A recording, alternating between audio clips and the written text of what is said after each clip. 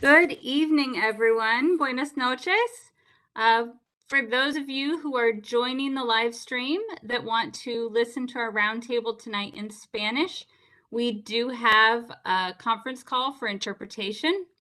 That phone number is 339-207-8039. Escuchar la transmisión en español aquí 339-207-8039. Good evening again. My name is Lori Morrow, and I am the parent board member for the Maryland State Board of Education. It's my pleasure to facilitate this event and to welcome our Maryland State Superintendent, Mr. Mohammed Choudhury, as well as our families to our virtual roundtable tonight. Tonight, we will discuss our student educational experiences, as well as ideas for the future of education in Maryland.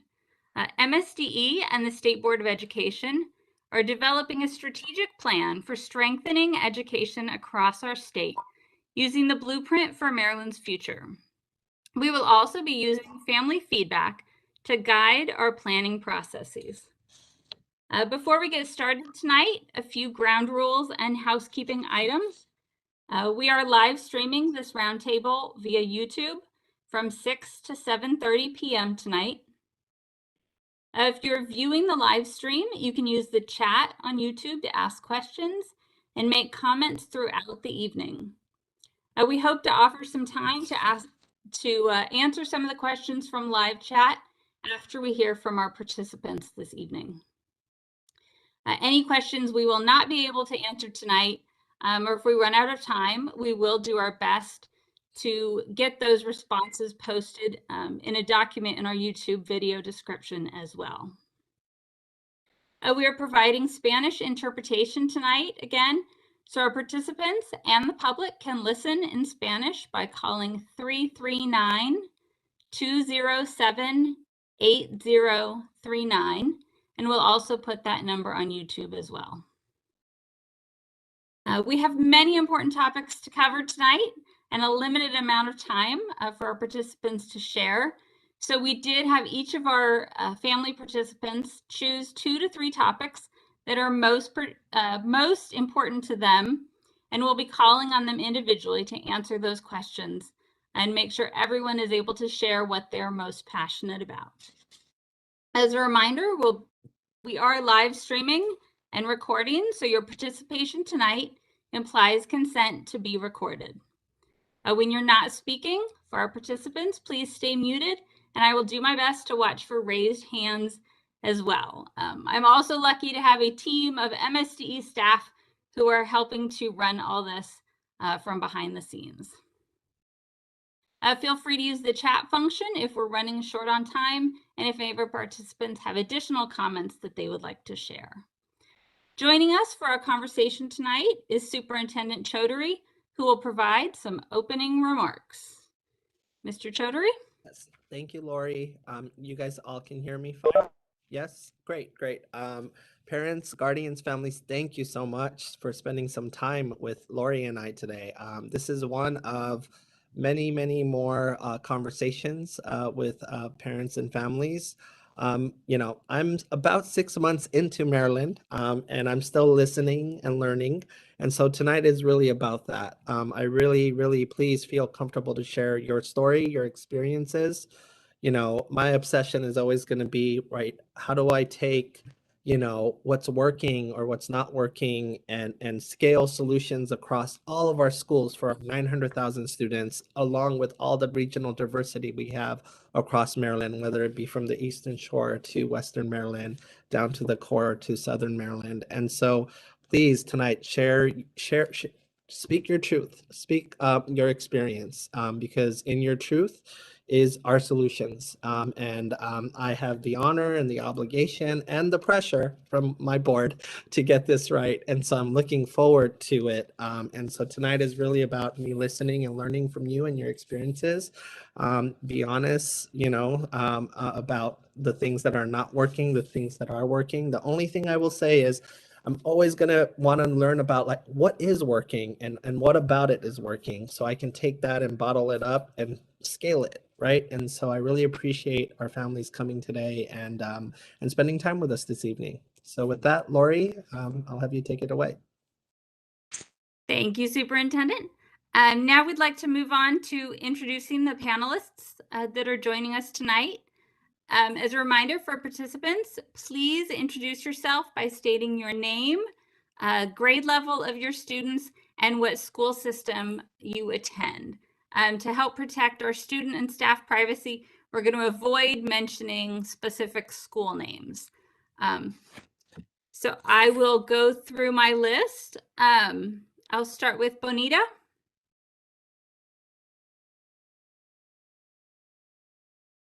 Hi, my name is Bonita Williams, and I'm sorry, my child, I have a 9-year-old child in 4th grade in the Montgomery County Public School System.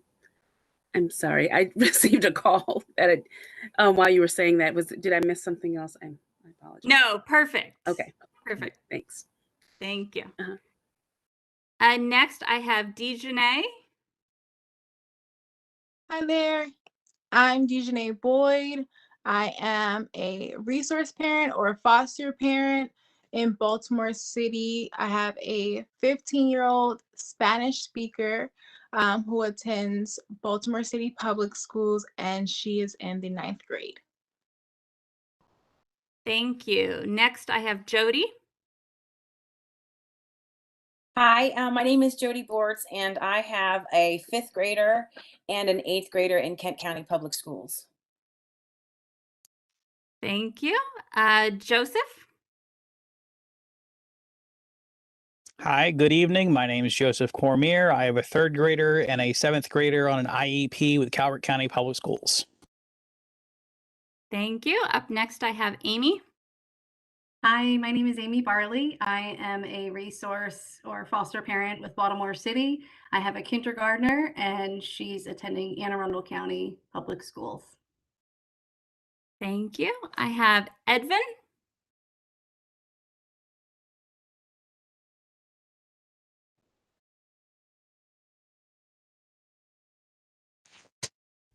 Hola, muy buenas noches a todos. Mi nombre es Edwin y tengo a mi hija de kinder de 5 años. Hello, my name is Edwin, and I have my daughter who is a 5-year-old in kindergarten. Gracias. Roxana. Hola, buenas tardes. Mi nombre es Roxana Cabrera. Tengo 2 niños, uno de 3er grado y la otra niña en pre-K. Hello, my name is Roxana Cabrera, and I have 2 kids. One is a 3rd grader, and the other is in pre-K. Gracias. Aurelia.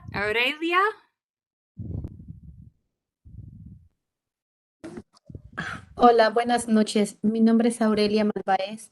Yo soy madre de 5 niños, uno en el 8º, en el 10º, una en el 5º, la otra en 2º y el niño de pre-K. Ellos asisten al condado de Prince George. Hello, my name is Aurelia, and I have 5 kids. They go to 2nd, 5th, 8th, 10th grade, and my little one to pre-K. I'm in Prince George County. Gracias. Milagro.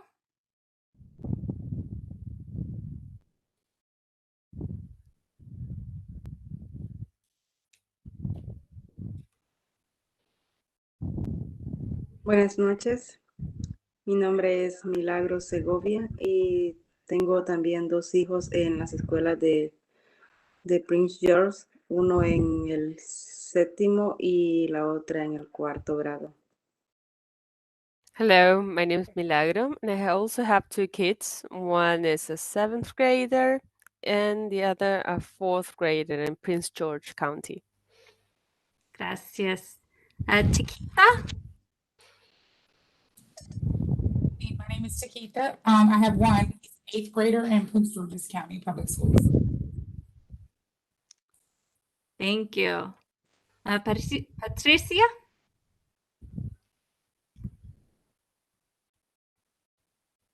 Hola, buenas noches. Mi nombre es Patricia Paniagua Reyes. Tengo 3 hijos, una en 9º grado, una en 2º grado y un niño en educación especial en kindergarten en el condado de Somerset. Hello, my name is Patricia, and I have 3 kids. My oldest is in 9th grade, then I have another kid in 2nd grade, and my youngest has special education in pre-kindergarten in Somerset County. Gracias. Maria?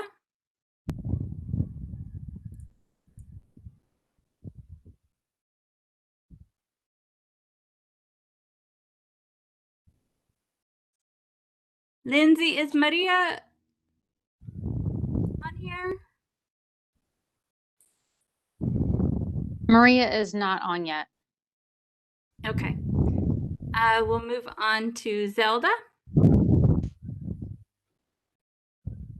Hello, good evening. My name is Zelda Talley. I have a 15-year-old 9th grader GT in Howard County Public Schools. Thank you. And finally, I have Mandy. Good evening. My name is Mandy Schaefer. I have a 4th grader, 9th grader, and 12th grader in Garrett County Public Schools.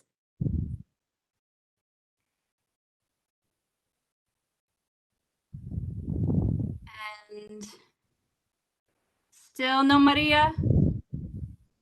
Okay. Thank you all for joining us.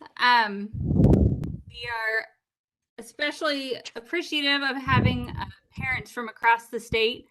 I know that's really important to myself as well as our superintendent. Just one more reminder as we move into our discussion, just for privacy reasons, we want to try to avoid mentioning specific schools and staff members. And then also a reminder to keep our comments to those kind of 1 to 2 minutes so that we can hear from all of our participants. So with that, we're going to go ahead and move into the questions that we've put together tonight. So obviously COVID-19 is at the front of everybody's minds right now. So our first question, I'm going to start with Bonita. How has your student been impacted both academically and social emotionally by the COVID-19 pandemic? What programs and supports have you found helpful in your students' needs? We've experienced, well, don't remember if I told you initially, my son's in 4th grade and he has been diagnosed with autism and he's in a self-contained classroom, though he is diploma bound. And he's experienced regression academically, socially. He'd experienced some anxiety because no interaction with the kids. We have some anxiety. We've got him being regression. It's difficult for him because of his autism and some of the issues that he faces. What we have found helpful is his occupational therapist. He talks to her a lot about how he's feeling about things. Tutoring. Currently, he's at a school where they're listening to us and they're now providing him some counseling. But we just, and we've been taking train rides. So just try to make it through. But my main concern right now is that how far behind he's fallen and whether he is going to be able to close that gap by 12th grade to graduate to earn that diploma. So while we have had some compensatory reimbursement for some of the tutoring that we've done, I'm just still very concerned about how he'll be able to close the gap and graduate. So we just continue to try different things. We're still in the midst of the pandemic, so we're still trying to figure it out. Thanks. Really quickly, a follow-up for me. So how do you access the tutoring that you get? Do you go out and go get it on your own outside of school time? Do you get it during the school day? And then my second part to that is, how often does he have access to the occupational therapist during a week? So if you don't mind sharing. So we go out to tutoring once a week, but we were last week, my husband became ill with COVID and my son's diagnosed with COVID. So we've been in the house quarantined. So he didn't even do tutoring last week because he was sick. But yes, we usually go out. We are able to access it online. And as I stated earlier, they provided the school system provided compensatory reimbursement for some of the his tutoring that he received during the distance learning that we had. He attends occupational therapy once a week, and that is in person. For a while, we weren't going in person. We do it online, but being in person makes such a difference with everything.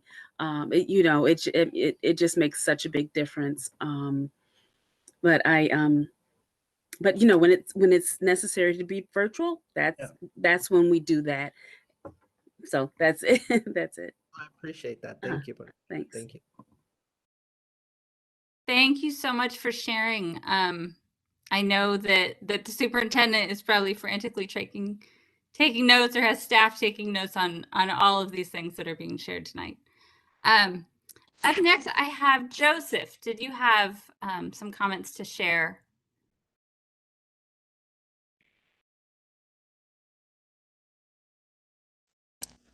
Hi, good evening. When we went virtual, my son's teacher at the time, and then the next year of virtual, had a younger teacher, and she was very technology savvy, and it was a fantastic experience for us, for him to be able to access that through second grade. But for the pre-K to first grade kids, they didn't have the capabilities to function on that technology. They didn't understand laptops. They weren't able to have that communication with the classroom.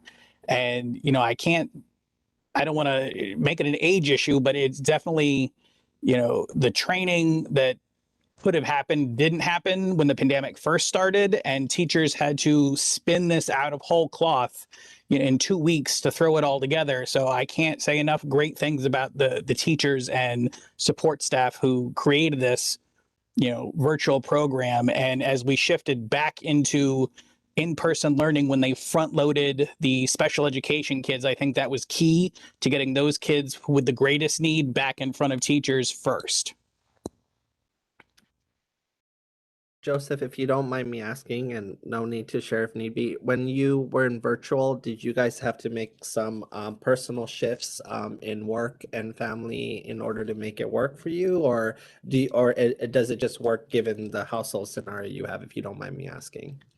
Yeah, thank you for that follow-up. I'm kind of a unicorn as a stay-at-home dad, so I was already here in the house, so it was very easy for me, but it did take time for us to have two kids learning in different grades at the same time, so having to have them in different areas of the house and monitor that and keep up. The elementary kid was done by 12:30, 1 o'clock, but the middle school went the whole day, so getting those times to line up was very difficult and took some work. But again, as a stay-at-home dad, I had the privilege and the opportunity to do that. I know a lot of parents, you'd see the kids were at daycare or they were with grandma, and grandma didn't understand the technology.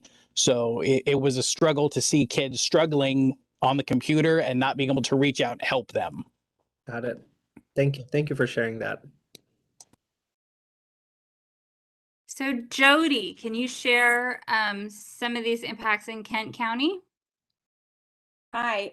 Yeah, I think one of the biggest impacts in Kent County was the isolation, because we don't have any kind of public transportation, and all of our kids are far flung. So there was this, in my house with my kiddos, just a lot of feeling isolated. Like even there's getting kids out to play outside somewhere, when they said that was something we could do, was really hard to do. The other thing was just a lack of internet was such a huge problem. I have internet because I live on a main road, but I know, you know, one of the things, I'm a part of a group of parents that kind of act as a countywide PTA kind of thing. And we ended up working with about 4 or 5 churches and nonprofits to set up what we called learning hubs for some of our kids to go to, where the churches opened their doors and we would have like small groups, 10 kids maybe at a time in there because they didn't have internet at home, or they didn't have a parent at home. So, you know, from we're dealing with these volunteers and we're trying to make sure that they have the things that they need. The schools were driving lunches out to people at their houses because there's just so much, like almost all this, well, all the schools in Kent County are considered high poverty. So there's so much food insecurity here. You know, so my own kids were pretty okay. They felt really isolated, but there was just so much need. And it was beautiful to see in some ways how our community stepped up. And we had, I mean, volunteers watched other people's kids 4 days a week for the entire school year to make sure that we could have virtual school when we couldn't open our doors, which is an amazing thing. But, you know, it also just really exposed, like, there are some really big needs here. And even, you know, now the pandemic's not over and a lot of the help is gone that we were depending on just to get through. I'm sure a lot of people, I see some other parents nodding their heads, like, we're not through this yet. And we still need a lot of these resources. The kids still are feeling isolated. You know, they can't, even though we're in school, there's not that you have to be a certain amount of feet away from everyone, and they're still feeling it. And it's hard. It's hard because they have this sense that their childhood is not what it should be. Jody, this might be kind of a weird question. If I asked you to name like one silver lining that's coming out of the pandemic, we're still in it. We're definitely still in it.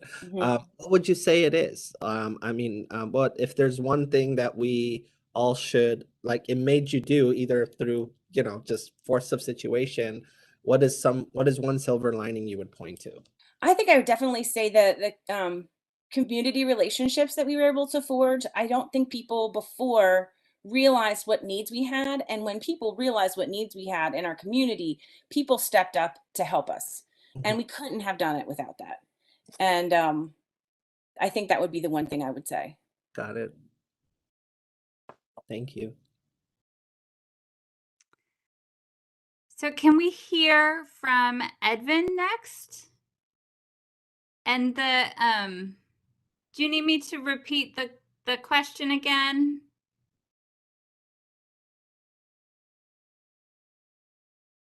Or is... Sí.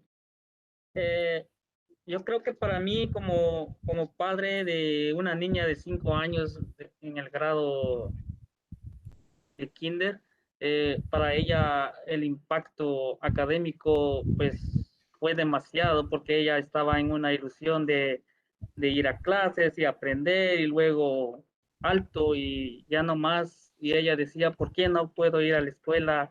Quiero aprender. Y es un impacto que ella tuvo en lo académico, y nosotros como padres también no poderlo ayudar tanto porque tal vez no tenemos la capacidad como los maestros y todo el equipo de la escuela, y estuvimos luchando. Fue un impacto que demasiado grande para nosotros como padres que tenemos uso de razón, y para ellos de esa edad pues no podían comprender. Es un impacto que nos afectó en lo académico, y en lo emocional, pues lo mismo que decía, de que ellos van con una ilusión de estar con sus amigos, con su maestra y sus compañeros, trabajar en grupo, y luego ya no más, ellos pues fue duro para ellos ese impacto, pues que apenas estamos superando, pero gracias a la escuela que también nos está apoyando. Tenemos pues aquí el grupo de Food Center que también nos estuvo apoyando con programas de aprendizajes escritos y con unos materiales, y nosotros estuvimos trabajando con ellos y estamos superando este impacto con ellos y nosotros al igual a la escuela y todos juntos porque a todos nos afectó y pues eso es mis pocas palabras y gracias.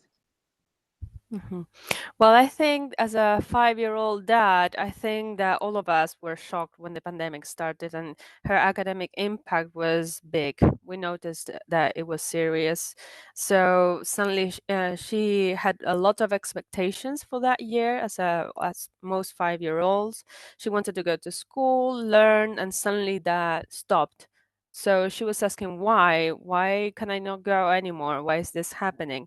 And her academic shock was big, as well as for her, as well as for us as parents, because we know that we are not able to help at home as if she was at school, for example. We don't have the full capacity. That's what we know.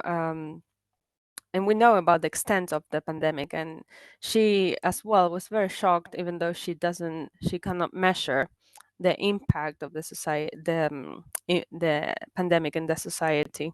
So we were affected academically and also emotionally, because she was expecting to go and meet friends, go and meet teachers, enjoy group activities, and she couldn't do any of that. So we are just overcoming it, to be honest. Thanks to the school for the whole support, and also to the quiz center for all the programs, resources, and activities that they gave us. We all together were able to go through these hard times. Those are my words as a parent, and thank you.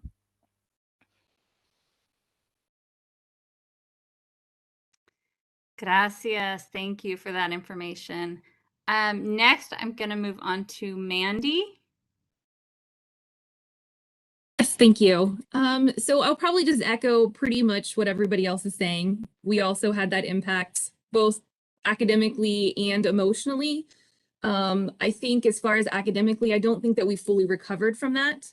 You know, my son was in 3rd grade last year, and he's still reading at a 2nd, 3rd grade level, just because virtually it was very difficult for him.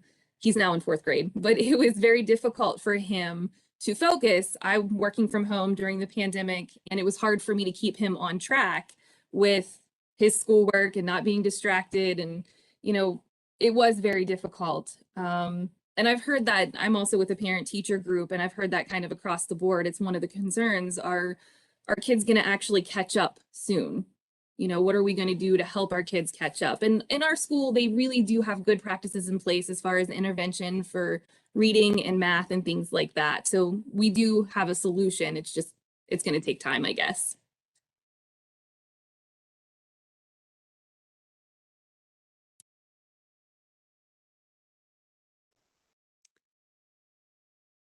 So I still have a few more parents listed on this topic. If anybody else has anything specific they want to add, you can also raise your hands. But I had Aurelia next. Do you have anything more to share about the impacts or the programs and supports you've seen during the pandemic?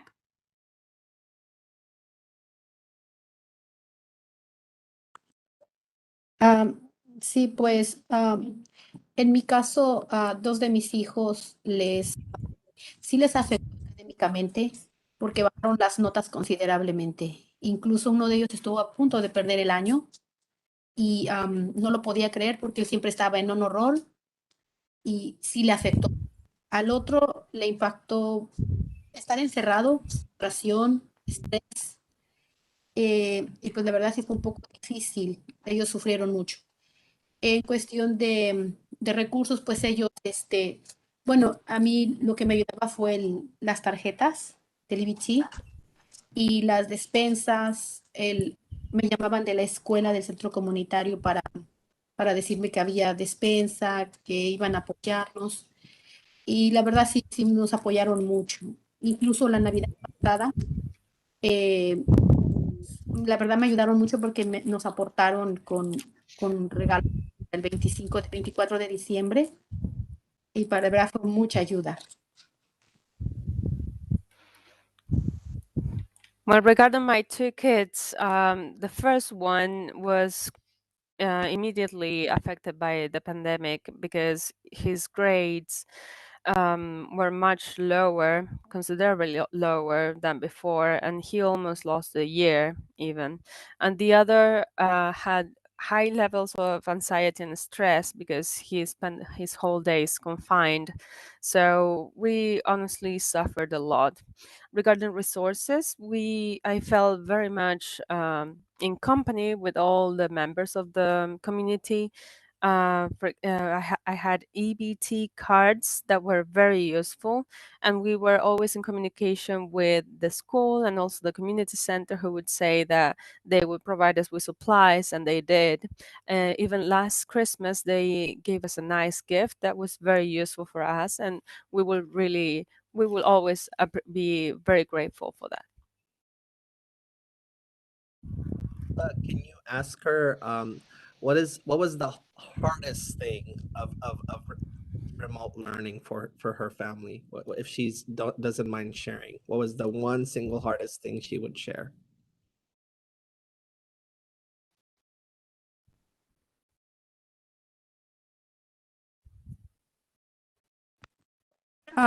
Pues yo siento que lo más difícil que me pasó en medio de todo esto, aparte de batallar con 5 niños, creo que yo enfermé y estuve muy buen tiempo entrando y saliendo de los hospitales.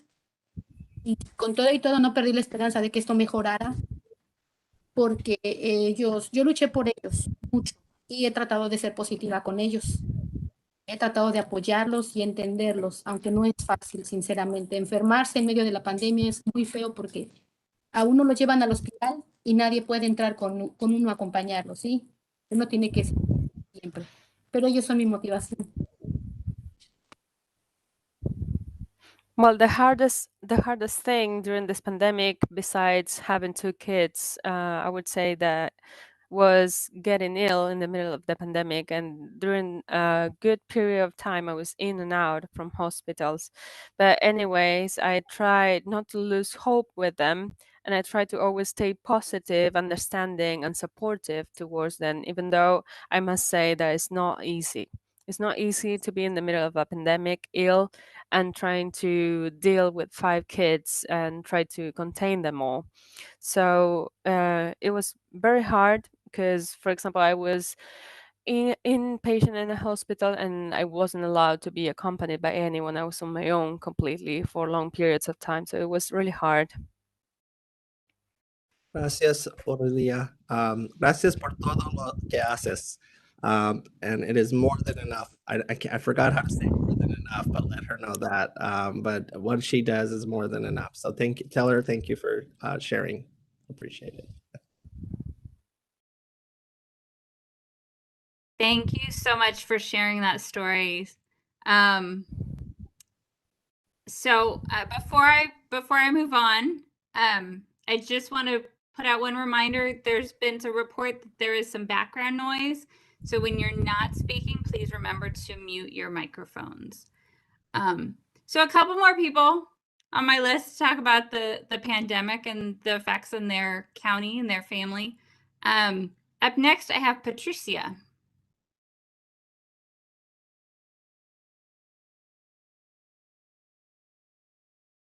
Bueno, pues mi caso es similar, yo creo, a los de todos. En especial con mi niño pequeño, él tiene autismo y pues el no ir a la escuela se le hace, lo descontrola. Él le gusta ir a la escuela y cuando no va, pues se pone a llorar y él es no verbal. Tiene 5 años y no habla y para mí es difícil entenderlo.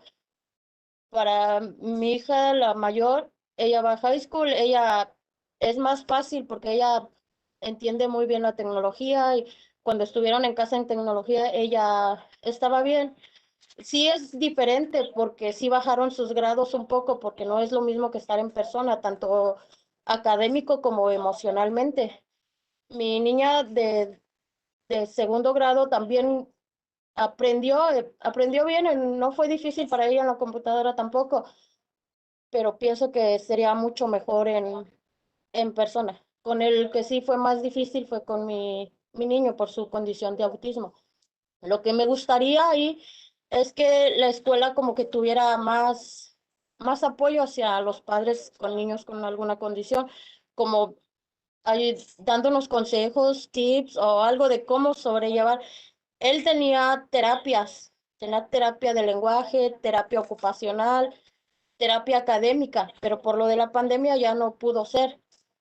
Antes de que él fuera a la escuela tenía esos servicios. Cuando empezó la pandemia todo esto ya no lo tuvo. Decidimos que sí iba a ser virtual, pero él como no habla, no podía, él no puede quedarse mucho tiempo sentado. Entonces, para él virtual no le funcionó para nada. Esa es mi experiencia. Gracias. Well, I think my case is very similar to everyone's, to be honest. I have my youngest who has autism, and the fact that he wasn't going to school got on his nerves, to be honest. He's nonverbal, he's 5 years old, and he doesn't speak a word, so it's very hard for me to know what he needs or how he feels. So he spent most of the time crying and angry. With my oldest, she's in high school, so for her it was much easier because she is very good at technology and all the resources were very easy to manage and handle for her. But we did notice that her grades went down a little bit. Obviously, it's not the same going to school or just staying at home. She was affected academically and emotionally too. And my second grader, she did great, to be honest. I'm really proud of her because she learned very fast everything regarding technology. But I do think that it's definitely going to be better when she's back to school in person. I would love the school to support a little bit more kids and their families with kids that have some condition or disability, with counseling or tips on how to overcome and cope with this type of situations. Before, my 5-year-old, when he was attending school, he had academic therapy, occupational therapy, and speech therapy. And when the pandemic started, those services were suspended. So we decided that we were going to do it virtual, but he's not able to be sitting much time and he doesn't speak. So that type of therapy, virtual, didn't work for him. That's my experience as a parent, and thank you for this time.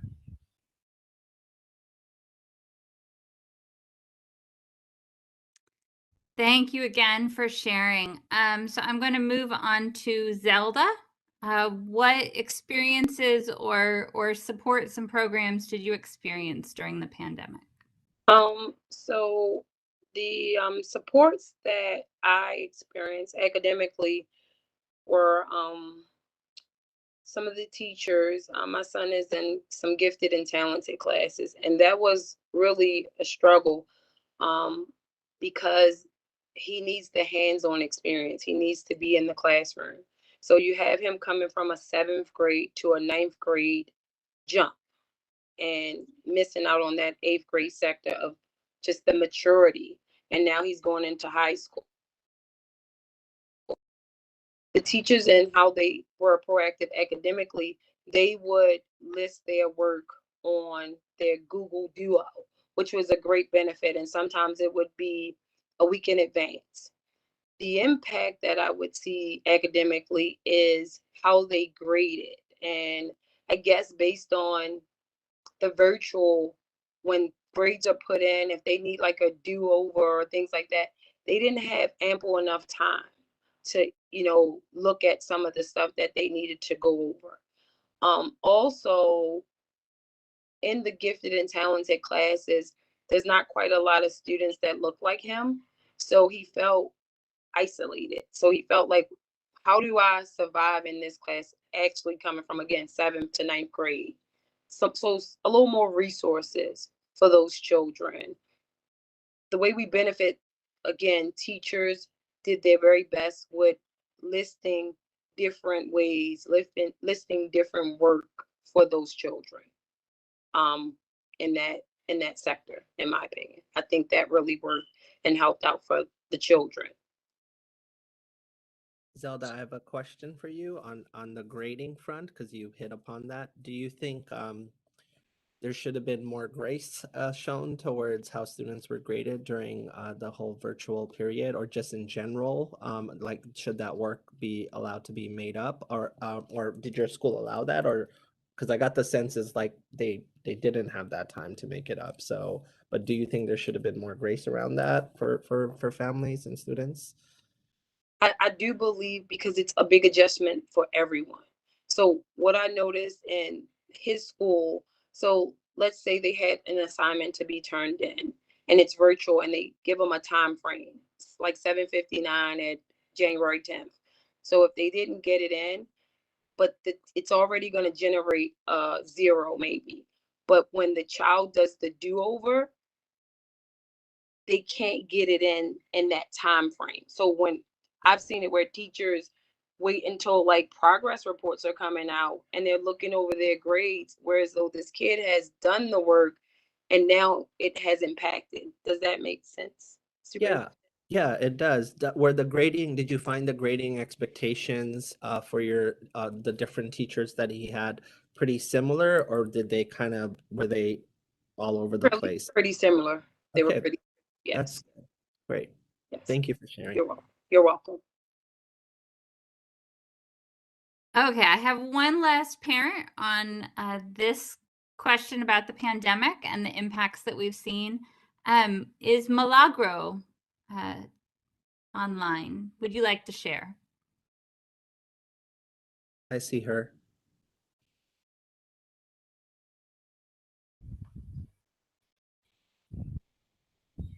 Hola. Sí, con respecto a lo de la pandemia y el impacto académico que tuvo sobre... Hola, ¿sí me escuchan? Sí, señora. Fue bastante difícil porque mis dos hijos en ese momento estaban como recién habían llegado de mi país, de El Salvador. Ellos no nacieron acá y estaban en el proceso de aprender el idioma.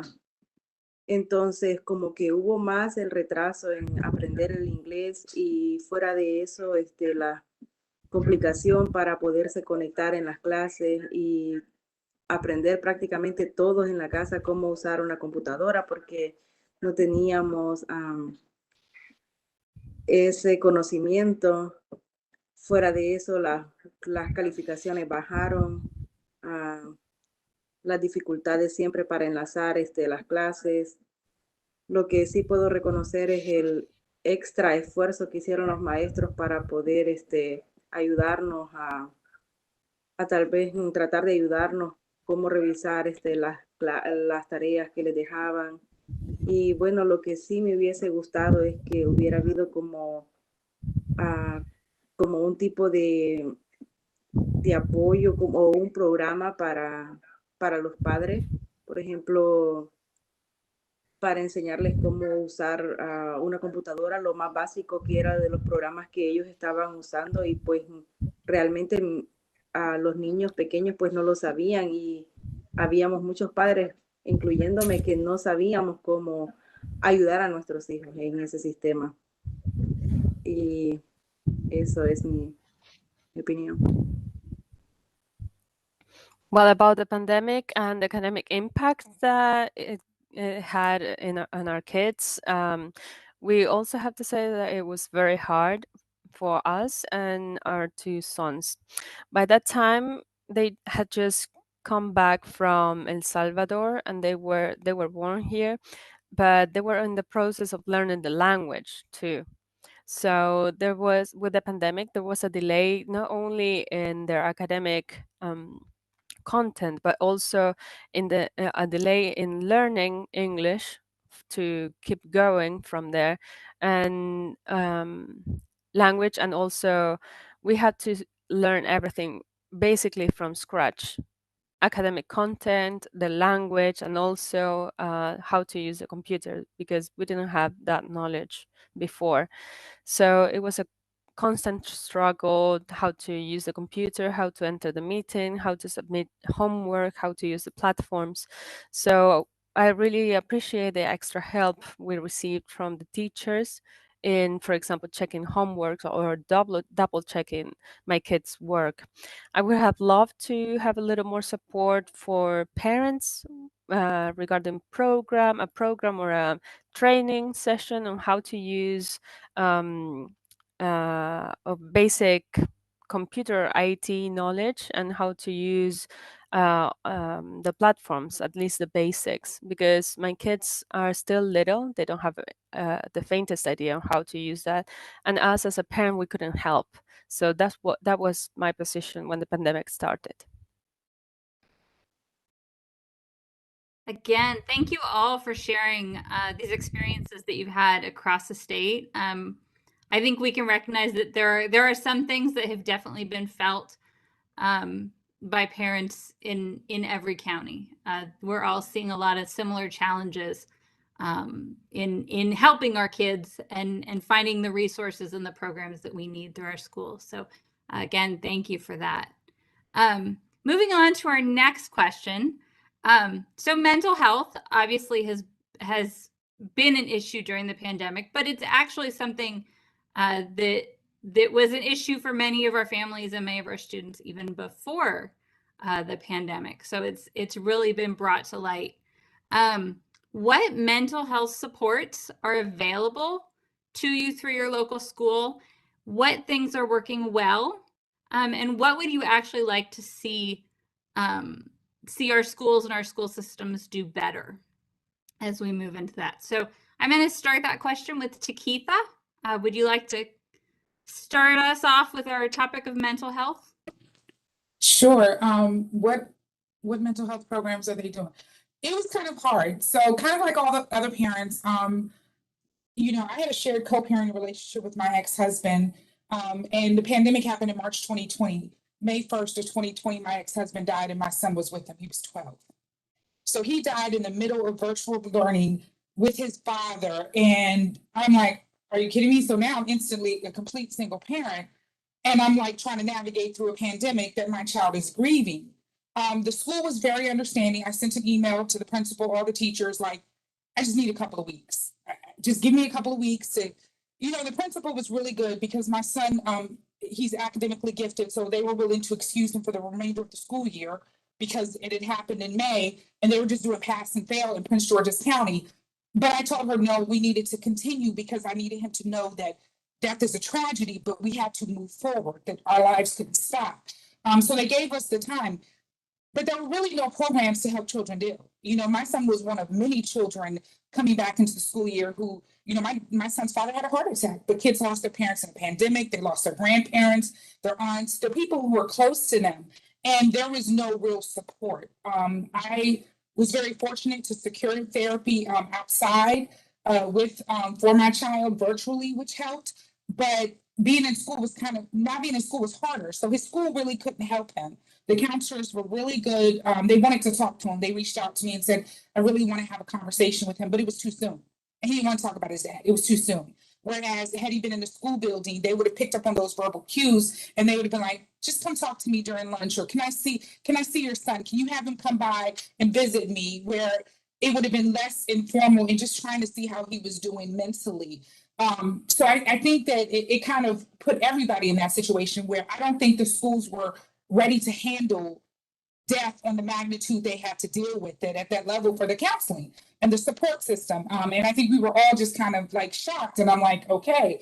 And then when he went virtual, you know, last year in 7th grade, and he finishing up 7th grade. So it was the end of 6th grade and then in 7th grade. And I remember I'm in his grades all the time. So I was in his Google Classroom and the teacher had posted a comment on something and said, you need to show this to your mom. You don't have to discuss it. You just need to let her read it so she understands what you're feeling.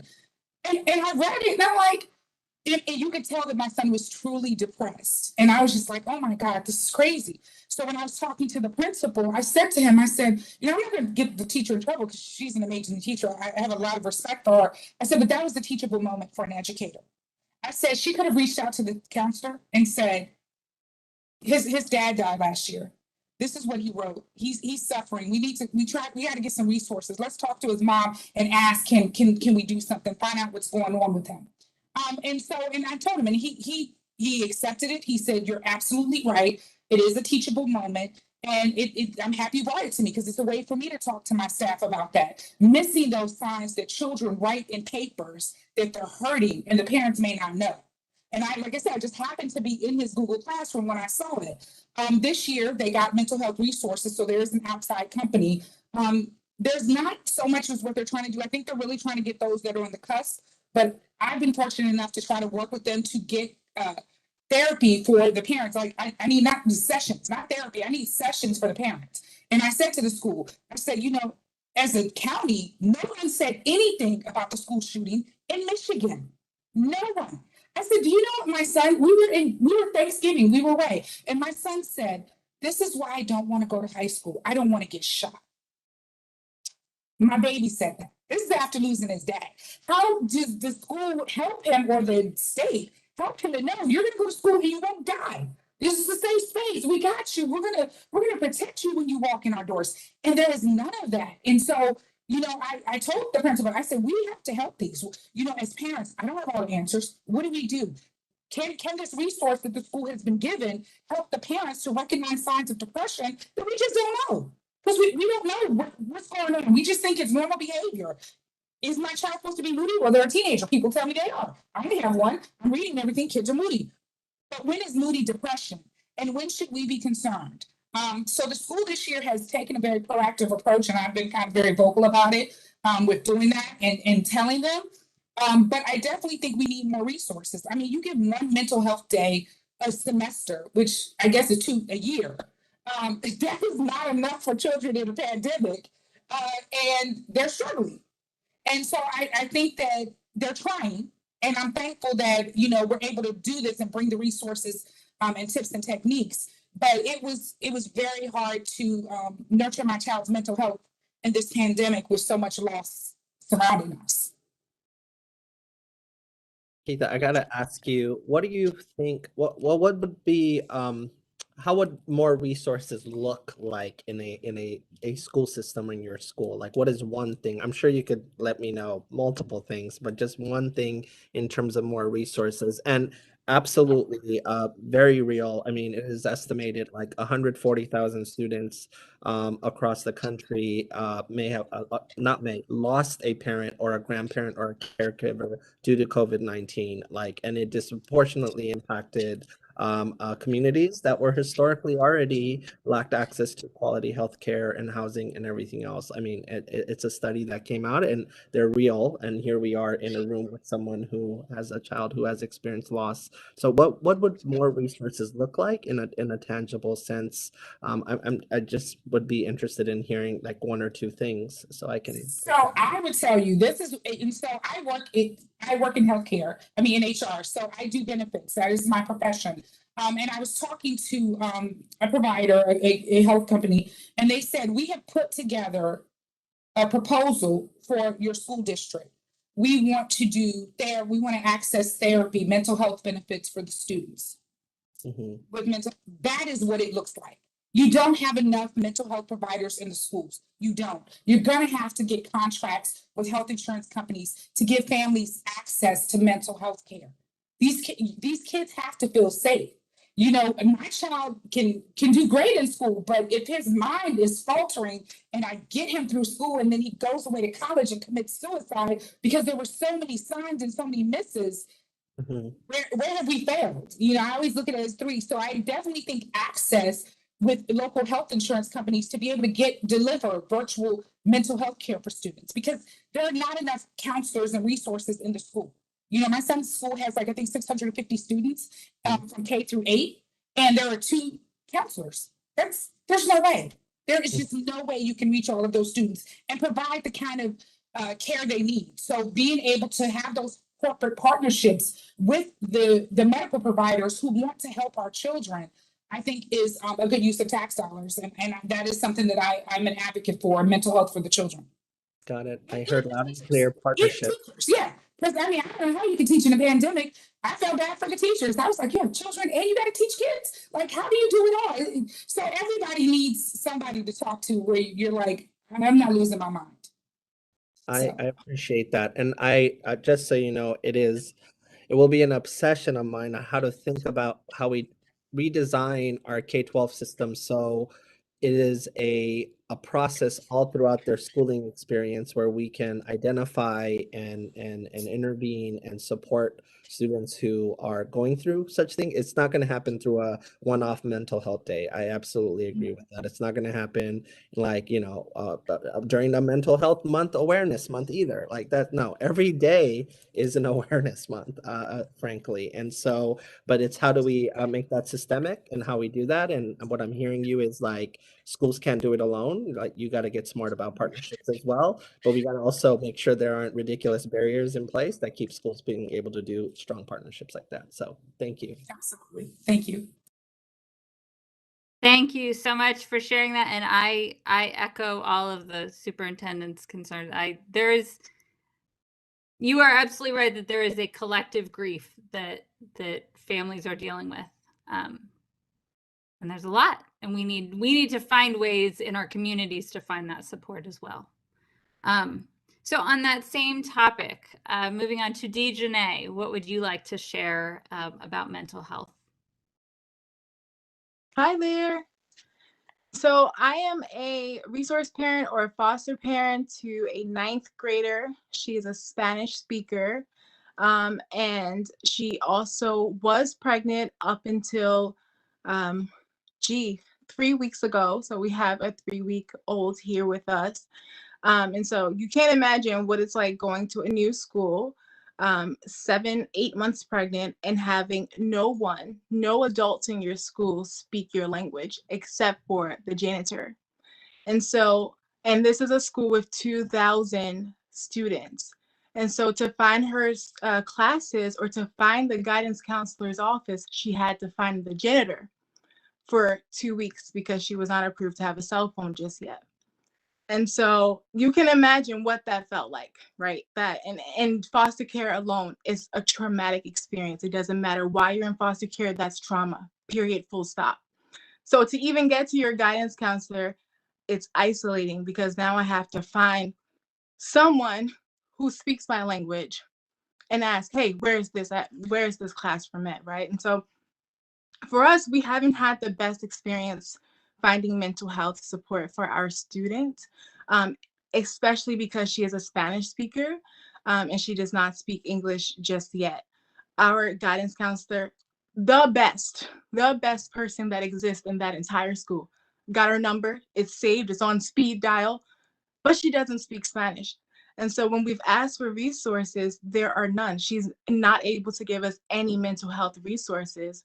And our student is dealing with a lot. You know, she's a trafficked person, PTSD, you name it, it's on the list of things. And so how do we help her learn in a fully English immersive environment when we're also trying to tackle mental health concerns? It's not possible, right?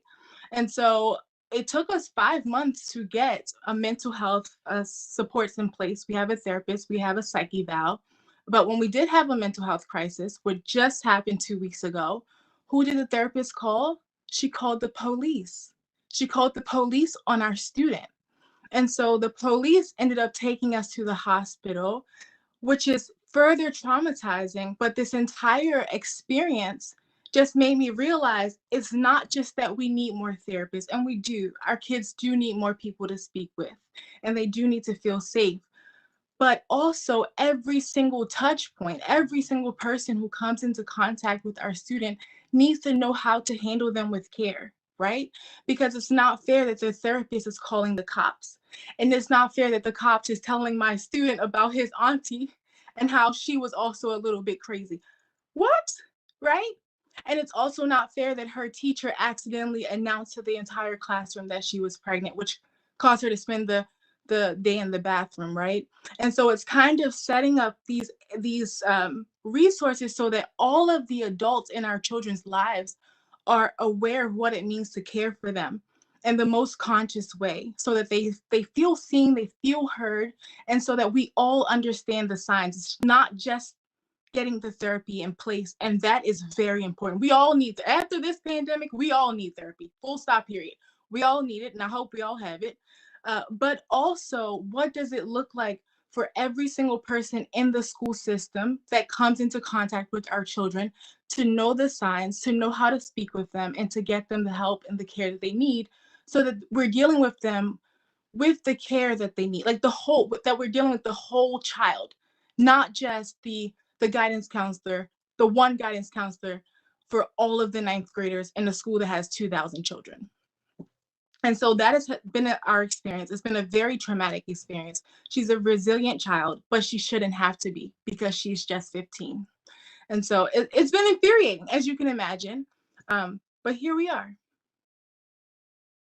Thank you for sharing. I'm just gonna say full stop, period, to what you said. Just seriously, like that.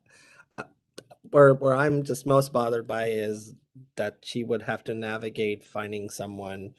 I mean, I'm glad she found someone in the janitor, because all of our school support personnel do amazing things every day, and they're part of educating the child, but that's not how it should be. And it's not like, Spanish is a power language of our country, and it should be able to find. It's a growing population in the state of Maryland, and so it should not be that hard to find translation services to be able to help navigate a system. So that alone, I'm just, our blueprint law, just so you guys know as parents, it asks to tackle that issue on how we can make access to, being able to navigate services in a language other than English more dominant in terms of how people are able to, procure those things. And so just saying that is not a good thing. So I really appreciate you sharing the full details of that. Thank you. Thank you also for sharing a very personal story. I appreciate that you are willing to share that detail with us. So moving on, I also wanted to ask Edvin, what mental health issues or supports are you seeing in your community?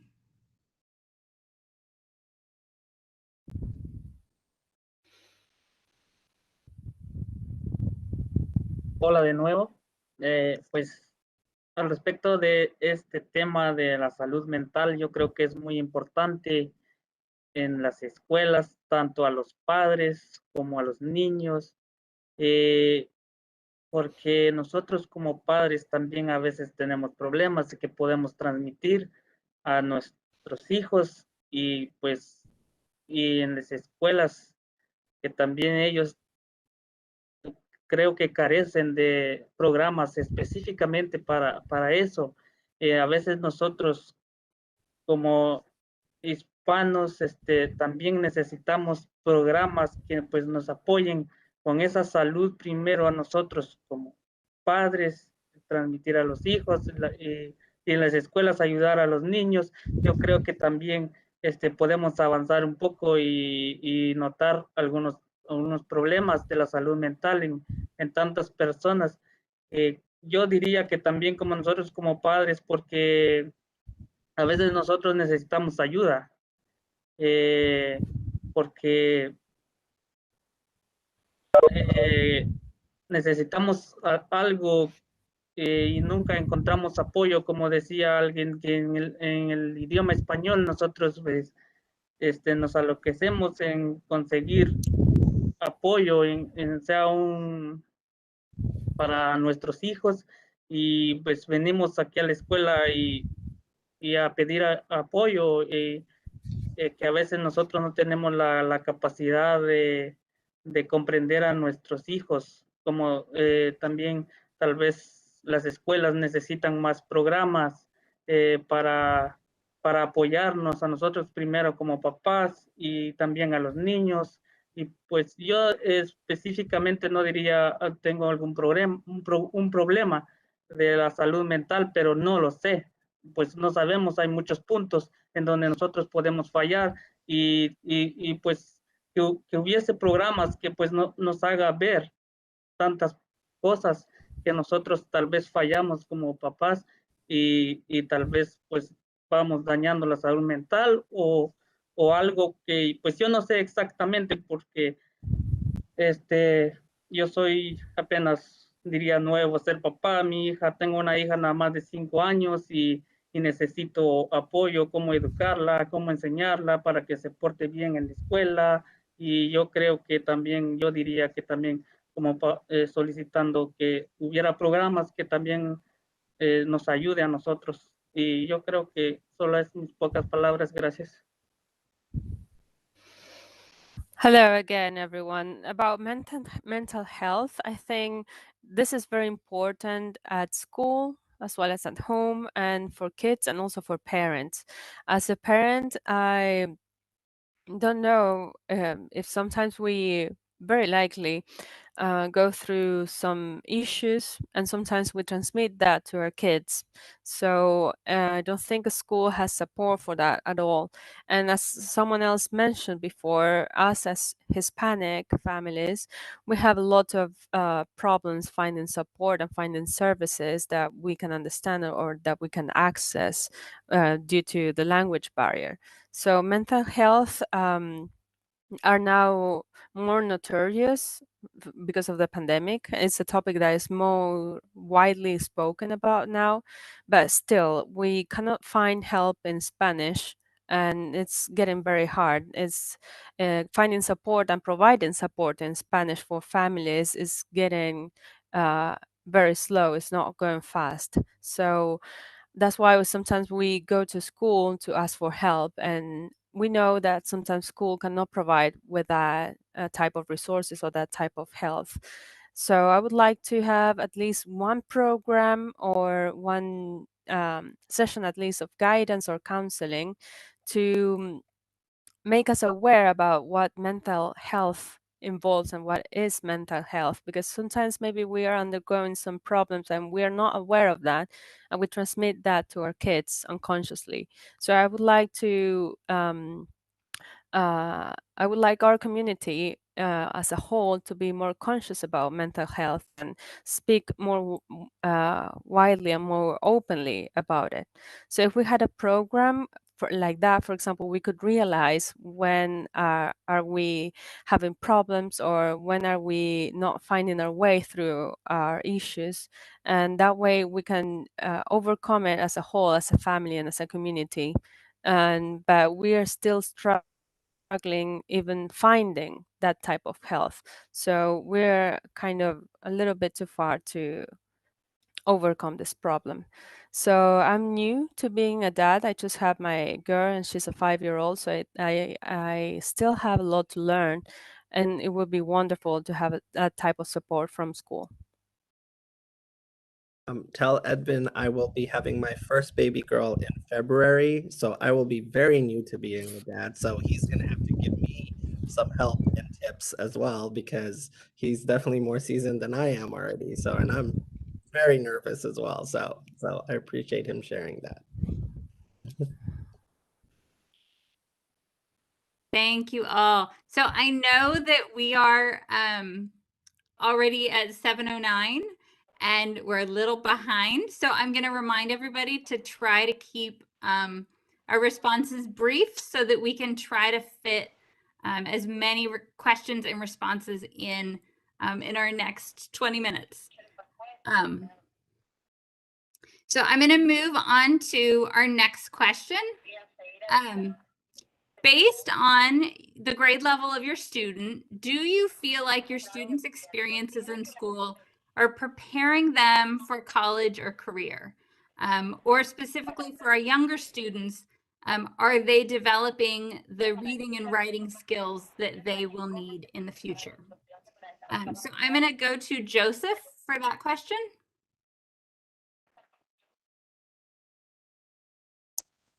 Hi, good evening. So to echo the earlier comments, for the younger kids, I feel like the reading comprehension goals are maybe not being where they used to be. And as I said in the chat, it's very hard to take a present level of academic achievement and functional performance from today or during the virtual learning and compare it to previous years, because they don't match up. So it's very hard as a special ed parent to know if my child is on that imaginary line that somebody picked out of a bucket and said, this is where all 7th graders should be. Is he where he should be on the national level? Is he compared to his, peers? Is everybody lagging behind? So I don't know where to ask for help other than to just hope for the best. And, it's frustrating, where you go to the PTA meetings and you go to the citizens advisory meetings and you go to the special ed, community action groups, and you just don't know, like, we're all making this up as we go along. Like, this education's, in America is 100 years old, and we're making it up as we go along. So there's no magic wand. So there's no knowing, if we're doing is the right thing, but it just feels like we're not there. And things weren't great before the pandemic, and now we're back in the classroom. All those emotional outburst situations that led to room clearing or physical confrontation where you had to go to hands-on, for a seclusion or restraint of a child. All those issues are still there, and we have less staff than we had before. And you can't just magic more people out of the air, so that's where we're all at right now. We're just, hoping for the best and working with our teachers as best we can. Jody, how do you feel about your schools being prepared for college and career, or the reading and writing skills at the younger ages? I feel like my schools are doing a good job of educating. Where I'm struggling, I have one of my daughters is what they call a 2E. She's ADHD, but she's also gifted. And she is she's receiving executive functioning therapy because I pay someone to go to school and do that for her. I don't know what the other kids are getting, quite frankly. She has a 504, not an IEP. So there's nothing it's not quite as prescribed as far as what kind of supports they're supposed to get. And I feel like that kind of nebulous understanding of 504 is a concern. So I'm going to stop there just because I want to let other people have a chance to talk. But I think that's my main question is how do we, she'll be fine academically, but these executive functioning and organizational and how do I just get from one step to the next step kind of things are constantly a problem. And what are people who don't have my insurance doing to solve that? Mandy, how do you feel your students are being prepared for college and career? Yeah, so I have a two-part answer. So I have a 12th grader, and so our high school has done amazing. It's probably every week I get several emails talking about things that we need to do to prepare for college. They've really been very helpful. Since he's my first child, I've never been down this path. And once you get to 12th grade, it's really scary because you gotta kind of push them on their way. And you hope you're making the right decisions with them. So that has been a huge help. A lot of great advice came from that. And the second part of my answer, I also have a 4th grader. And of course, we've talked about falling behind with the pandemic and things like that. So hopefully we'll get to the point where I guess my fear is that I just don't want it to get swept under the rug, that will make advances and help them get to the point that they're supposed to be or close to. So that would be my 2-part answer. Thank you for that. Dejanay, what do you have to add about how you see schools preparing students for college and career? Yeah, so I'm going to say this really quickly. So over the Christmas break, I was actually carjacked at gunpoint by a teenager. And after the police interviewed me, I asked him, I said, why do you think he did this? Will they sell the cars for parts? What is it? And he said, no, this is just fun. This is how they have fun. And mind blown, right? Because what do you mean this is how they have fun? What do you mean it's nothing else for our students to look forward to, right? Is this an educational breakdown or is this a societal breakdown? Where is the breakdown in these systems that this is where our students have fun? And the part that stuck with me throughout the whole thing was I terrified, absolutely. My baby was in the car. I was terrified. But the part that stuck with me that he was so young. He was a kid. He was maybe 15 and in my mind, I'm like, this is a kid. Why aren't you studying? Why aren't you, what's happening? And so I think that when I think about how are we preparing our kids for school, I am lucky because my teen, she gets to go to a vocational school and she wants to study IT. And I'm so excited because yay, Google, wherever you want to study, make mama some money. Let's buy houses, let's invest, let's do the things. You don't go to college if you want to. Don't go to college if you want to. But I think the question is mostly around access, because not everyone gets to go to a vocational school. Not everyone gets to watch their foster mama or their regular mom sit on a computer all day and have meetings, and they don't get to see those things. And so I guess how do we connect the dots, right? Because if you don't go to a school where you get to see people and learn about people having these types of jobs, and if you don't see the accessibility to career or to college, is this what happens? Does crime look more lucrative? Or I guess, what is the breakdown in education is my question. Or what is the breakdown and how do we fix it? Because I don't know. I guess I'm just stumped. Is it? And we are lucky. She goes to a vocational school, but so many kids do not go to a vocational school. And so I think either the exposure has to start younger, or the accessibility has to become clearer, right? Because college costs a lot of money, and because a lot of people cannot take off from school, from work, and take their kids on college tours. And because, quite frankly, a lot of schools are not sending emails to say, hey, it's time to get your child ready to apply for college. A lot of people aren't sending those emails. And a lot of parents don't know how to work a computer, so they can't check their email. So how do we actually make sure that every single one of our children have access? That's my question. Because at the end of the day, when I'm old and crusty, these are the people who are going to be running our government, okay? They're the ones making decisions, and quite frankly, I'm worried, okay? That's how I feel right now. So those are my thoughts. Thank you for sharing that. Takitha, do you have anything else to add about college and career readiness? Do you feel like your students are being prepared? Yeah, I did. I put it in the chat. My son is in a full language immersion program. So he's fluent in another language, and he's learning his third. And he's really smart. I don't know where he gets it from. I mean, I like to think I had something to do with it, but I don't know. His teachers are pretty amazing. But I do believe they are, because of the honors program and some of the work his teachers are doing. I'm like, man, I didn't learn this to college. Like, wow. And in the honors you recognize, but while I say that that's great for my son, I recognize, because I learned this in college, when you are gifted, because I was academically gifted, it creates a class system among those that are not. And therein lies my struggle as a parent and humanitarian, is that while I think he is being prepared, I don't want a class system to be created where those that may not be as academically gifted as my son are left behind, because they're working together to make this world a better place, and it's not just him, it's going to be everybody. And that's where I think I struggle with that, but I do believe his school is preparing him. Thank you for that. So moving on to, we're going to do a lightning round in our last 10 minutes. Moving on to our next question. So I'm going to come to Amy. What do you think are the qualities and practices of your students' most impactful teacher?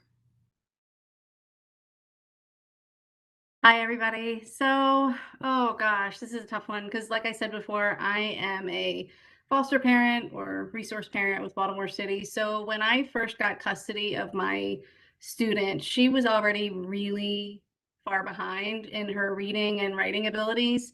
We enrolled her in pre-K immediately, but everything was still virtual at that time. We were still in the middle of this pandemic, although we're still in the middle of it now. So yeah, so I did notice an improvement when she began in-person classes. We saw a major improvement, not only in her reading and writing skills, but in her social development as well. And as a result of that, she was really able to develop a relationship with her teacher and this newfound love of reading from said teacher. She now is just in love with reading. She wants to read a book every single night.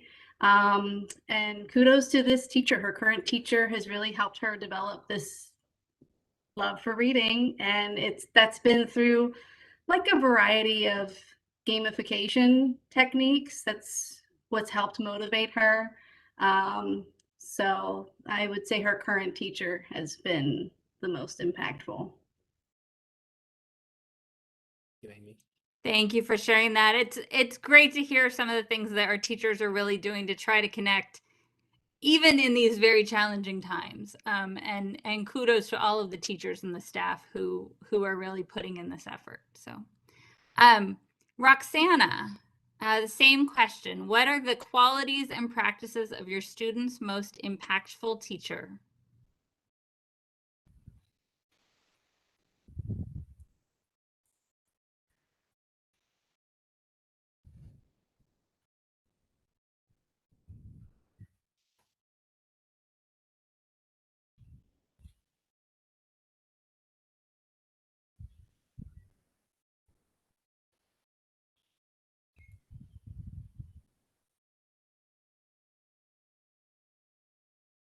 Oh, perdón.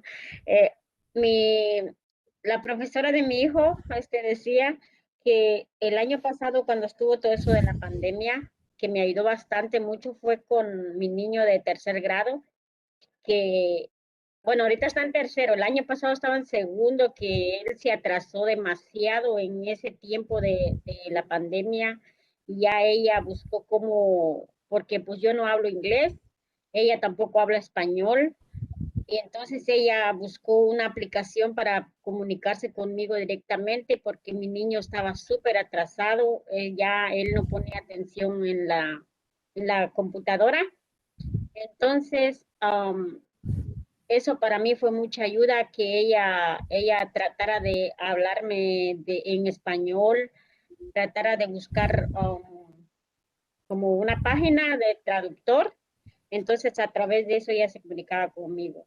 Y eso para mí fue mucha ayuda.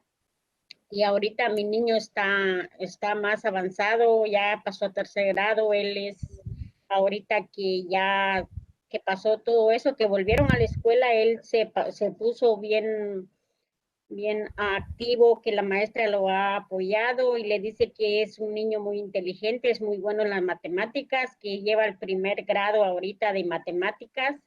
Entonces, eso a mí me ha ido bastante y a mi hijo también. Y para mí, creo que los maestros, casi la mayoría, todos trataron de entendernos y de ayudarnos en esa manera, porque pues ahora sí que como dicen, como varios han dicho, que nadie estaba preparado para todo esto.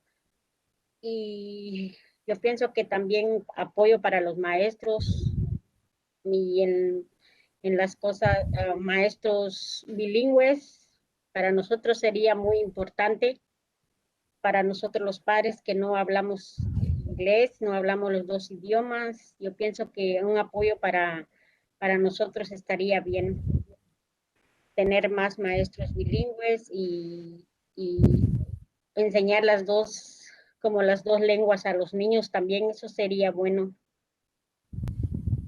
Eso es todo. Muchas gracias.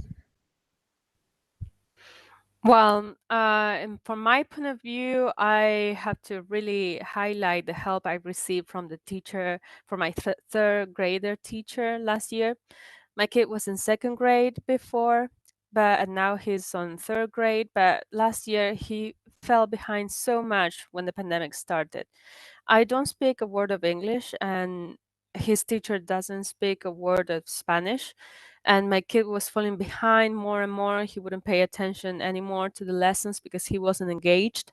And she tried everything, absolutely everything, to be able to communicate directly with me so we could do something about it. She would find, for example, Google Translator or other type of chats that would be helpful for us to communicate. And I found that that was the most helpful thing. If it wasn't for her, that wouldn't have happened. And now, that back then he was able to catch up with all the content and his peers, and now he's more active. He feels the support that he receives from his teacher. the teacher says that he's very intelligent, that he's genius in maths, and currently he has the first grades in math. And for me, the teacher support was most important. She was so understanding and supporting, and I couldn't have had this outcome without her and her help. So as someone mentioned before, no one was ready for this, and the teachers also need support. Something I would like to mention is that having bilingual teachers or bilingual personnel at school will be very helpful for Hispanic families, because sometimes that's the only thing we need, just communication. That would be great, and that would be a game changer for sure. Thank you. Thank you for sharing that. I heard teachers will do whatever it takes to help every student, and that's what happened here. And not what could have been mistaken as a student being behind. Instead, what was uncovered was a student who is thriving, and bridging that barrier between the family and then the school. So really great to hear. And in the chat, I'm also seeing those qualities as well. Lori, do you want to go to the next question, or can I go to my question with our 4 or 5 minutes left? So I'm being told we're about out of time. I know we could go on for a really long time. So what I'm going to ask of our participants, obviously we did not get to the question about communication or the question about how you'd spend $1 million. So if anybody wants to share their thoughts on those two questions in the chat, please do so. We certainly want to hear your comments on those. And then, Mr. Choudhury, I'm going to throw it back to you for any follow-up questions or remarks that you want to make in these last few minutes. So the last two questions, again, you heard Lori, is, what can schools and your school systems do better to engage you? And what can they do to make sure that you are supported, right, in your child's education? And then the last question is a question I like to ask, is if you had $1 million that you could invest in your school, what would you invest it in? So please do share that. If you had $1 million that you got a grant and you were in charge of it, what would you invest it in? And what would that look like? And so please do share that. Again, I just want to say thank you so much for speaking your truth. And you guys definitely did speak your truth today. And I heard that loud and clear. And just so many lessons learned just alone and listening to what you guys are sharing.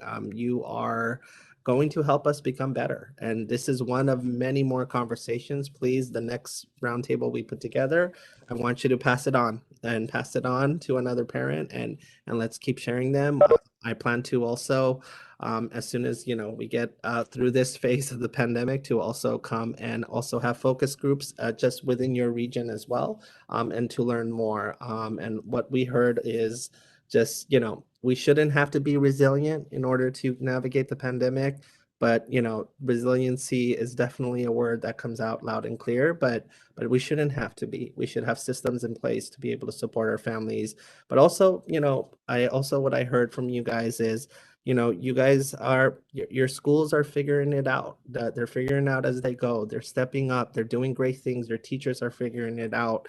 And there's grace in that as well. There's a lot of noise through all of this as we navigate it, and just to watch how engaged and how supportive you guys are of your school communities.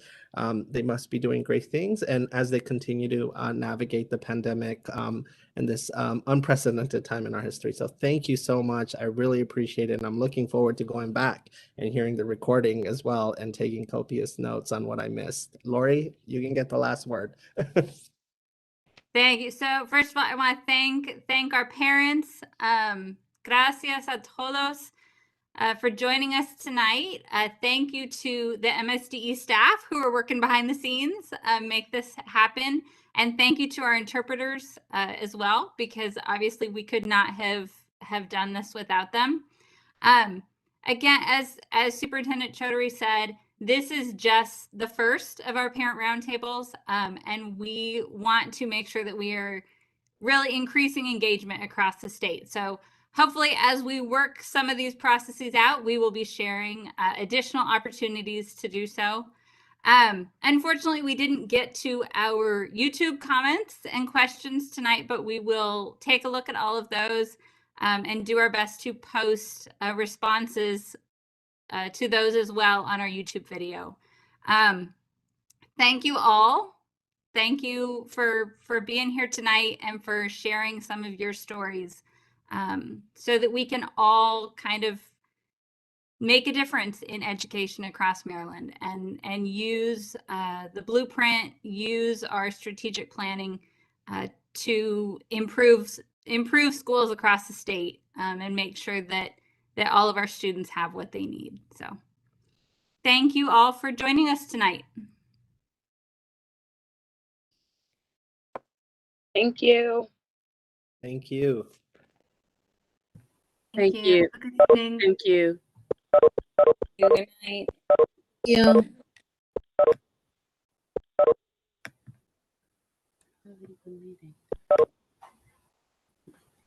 No? Get out of here.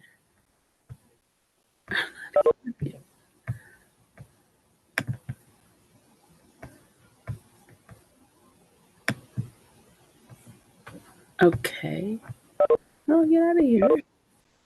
My computer is not. The computer won't let me.